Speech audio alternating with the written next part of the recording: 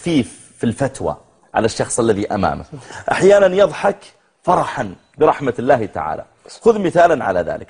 ذكر النبي عليه الصلاة والسلام لما ذكر حساب الله تعالى للناس يوم القيامة، ذكر عليه الصلاة والسلام أن الله جل في علاه يأتي بعبد من عباده، قال صلى الله عليه وآله وسلم فيأمر الله تعالى فتعرض عليه صغار ذنوبه، ويأمر الله تعالى ألا تعرض عليه كبارها.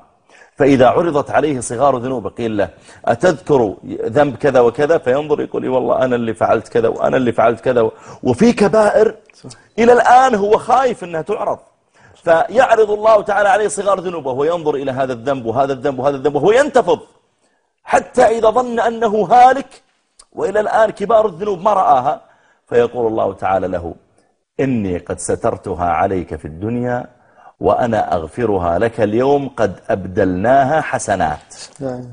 فيقول العبد يا ربي فإن لي ذنوبا لا أراها ها هنا، بدأ يطلع يا ربي ذنوبي الثانية مدام فيها قلب حسنات، يا ربي طلع ذنوبي الثانية حتى ما تبقى علي ذنوب. يقول لما ذكر النبي صلى الله عليه وسلم ذلك ثم ضحك النبي عليه الصلاة والسلام حتى بدت نواجده. لماذا ضحك؟ فرحا بإيش واستبشارا بإيش؟ برحمة الله سبحانه وتعالى. كأن عليه الصلاة والسلام يقول يا جماعة نحن نتعامل مع رب رحيم، يعني يأتي الواحد بهذه الذنوب كلها ومع ذلك رب العالمين يقول أنا سترتها عليك في الدنيا وأنا أغفرها لك اليوم. هذا من المواقف اللي ضحك فيها النبي عليه الصلاة والسلام.